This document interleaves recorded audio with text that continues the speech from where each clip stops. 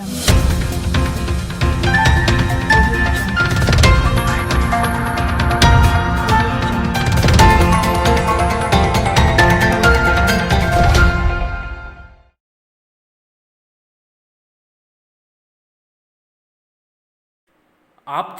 ಸಮಾಲೋಚನೆ, ಪ್ರವಾಸಿ ಮಂದಿರದಲ್ಲಿ ಹೆಬ್ಬಾರ್ ನಿಗೂಢ ನಡೆ. ನಗರದ ಕೆಡಿಸಿಸಿ ಪ್ರವಾಸಿ ಮಂದಿರದಲ್ಲಿ ತಮ್ಮ ಆಪ್ತ ಕಾರ್ಯಕರ್ತರೊಡನೆ ತಮ್ಮ ರಾಜಕೀಯ ಭವಿಷ್ಯದ ನಡೆಯ ಬಗ್ಗೆ ಮಹತ್ವದ ಚರ್ಚೆ ನಡೆಸಿದ ಬಿಜೆಪಿ ಶಾಸಕ ಶಿವರಾಂ ಹೆಬ್ಬಾರ್ ಅವರು ಜಿಲ್ಲೆಯ ಕುತೂಹಲದ ಕೇಂದ್ರ ಬಿಂದುವಾಗಿದ್ದಾರೆ. ಹಾಲಿ ಶಾಸಕರ ಆಪ್ತರು ಶಾಸಕರನ್ನು ಮರಳಿ ಕಾಂಗ್ರೆಸ್ಗೆ ಸೇರ್ಪಡೆಯಾಗುವಂತೆ ಮನವೊಲಿಕೆಯಲ್ಲಿ ತೊಡಗಿದ್ದಾರೆ ಎಂದು ತಿಳಿದುಬಂದಿದೆ.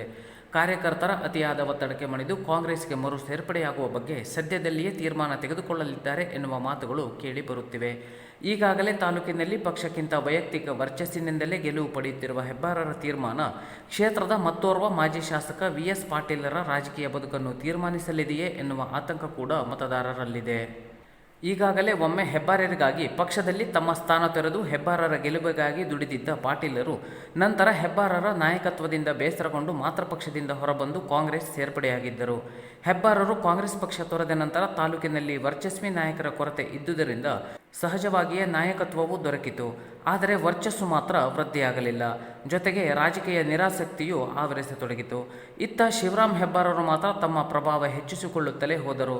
ಜೊತೆಗೆ ತಮ್ಮ ಹಳೆಯ ಕಾಂಗ್ರೆಸ್ ಕಾರ್ಯಕರ್ತರ ಜೊತೆಗೂ ಹಾರ್ದಿಕ ಸಂಬಂಧ ಇರಿಸಿಕೊಂಡಿದ್ದು ಕಾಂಗ್ರೆಸ್ ಕಾರ್ಯಕರ್ತರಿಗೂ ಹೆಬ್ಬಾರರೇ ಬೇಕು ಎನ್ನುವ ಮನಸ್ಥಿತಿ ಹೊಂದಲು ಸಹಕಾರಿಯಾಯಿತು.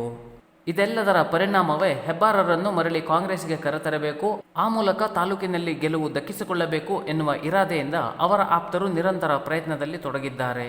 ಇದು ಕೆಡಿಸಿಸಿ ಪ್ರವಾಸಿ ಮಂದಿರದವರೆಗೂ ಬಂದು ನಿಂತಿದ್ದು ಹೆಬ್ಬಾರರ ನಡೆ ತಾಲೂಕಿನ ಇಬ್ಬರು ನಾಯಕರ ಭವಿಷ್ಯ ತೀರ್ಮಾನಿಸಲಿದೆ.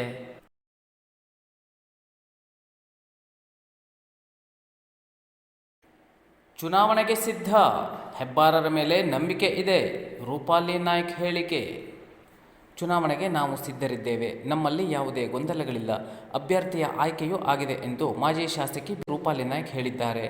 ಪತ್ರಕರ್ತರ ಜೊತೆ ಮಾತನಾಡಿದ ಮಾಜಿ ಶಾಸಕಿ ರೂಪಾಲಿ ನಾಯ್ಕ್ ಜಿಲ್ಲೆಯಲ್ಲಿ ಕಮಲದ ಬೇರು ಭದ್ರವಾಗಿದೆ ಎಂದು ತಿಳಿಸಿದರು.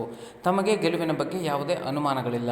ಮೋದಿಜಿಯವರ ಅಭಿವೃದ್ಧಿ ಕಾರ್ಯಗಳು ನಮ್ಮ ಕೈ ಬಿಡುವುದಿಲ್ಲ. ಜಿಲ್ಲೆಯ ಜನ ಜಾಗೃತರಾಗಿದ್ದಾರೆ. ಅಭ್ಯರ್ಥಿ ಬದಲಾದರೂ ಗುರಿ ಬದಲಾಗದು ಎಂದು ತಿಳಿಸಿದರು. ಹೆಬ್ಬಾರರ ಬಗ್ಗೆ ಕೇಳಿದ ಪ್ರಶ್ನೆಗೆ ಅದರಲ್ಲಿ ಅನುಮಾನಗಳು ಬೇಡ, ಅವರು ನಮ್ಮೊಂದಿಗೆ ಇರಲಿದ್ದಾರೆ ಎಂದು ವಿಶ್ವಾಸ ವ್ಯಕ್ತಪಡಿಸಿದರು. ನಮಗೂ ಕೂಡ ಒಂದು ವಿಶ್ವಾಸ ಇದೆ.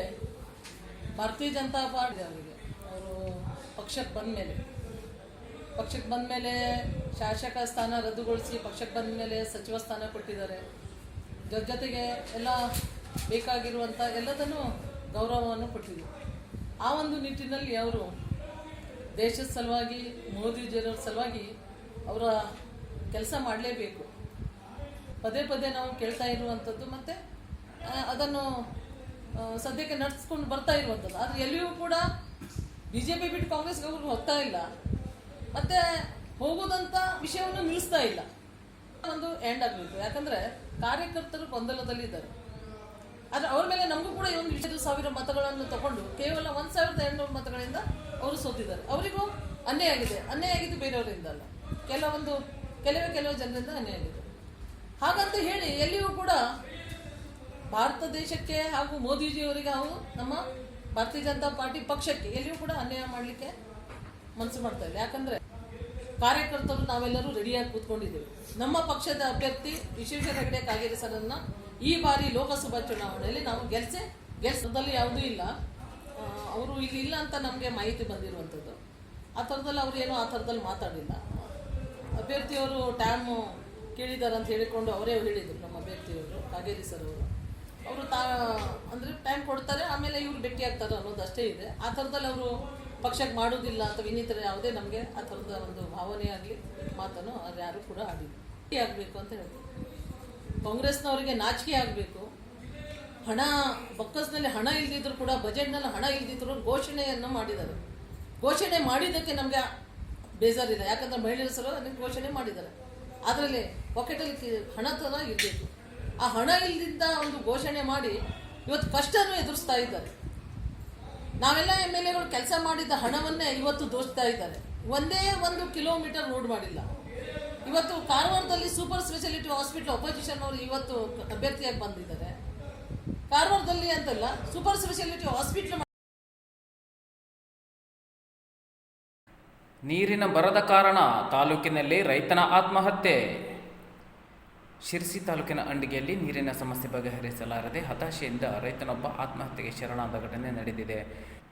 ಧರ್ಮ ತಿಪ್ಪನಾಯ್ಕ್ ಮಳೆಯಿಲ್ಲದೆ ತನ್ನ ತೋಟಗದ್ದೆಗಳು ಒಣಗುತ್ತಿರುವುದನ್ನು ನೋಡಲಾಗದೆ 3-4 ಕೊಳವೆ ಬಾವಿಗಳನ್ನು ತೆಗೆಸಿದರೂ ನೀರು ಬಾರದಿರುವ ಕಾರಣ ಮನನೊಂದಿದ್ದನು ಎಂದು ತಿಳಿದು ಬಂದಿದೆ. ಬನವಾಸಿ ಠಾಣೆಯಲ್ಲಿ ಪ್ರಕರಣ ದಾಖಲಾಗಿದ್ದು ಪಿಎಸ್ಐ ಚಂದ್ರಕಲಾ ಪತ್ತಾರ್ ತನಿಖೆ ನಡೆಸುತ್ತಿದ್ದಾರೆ.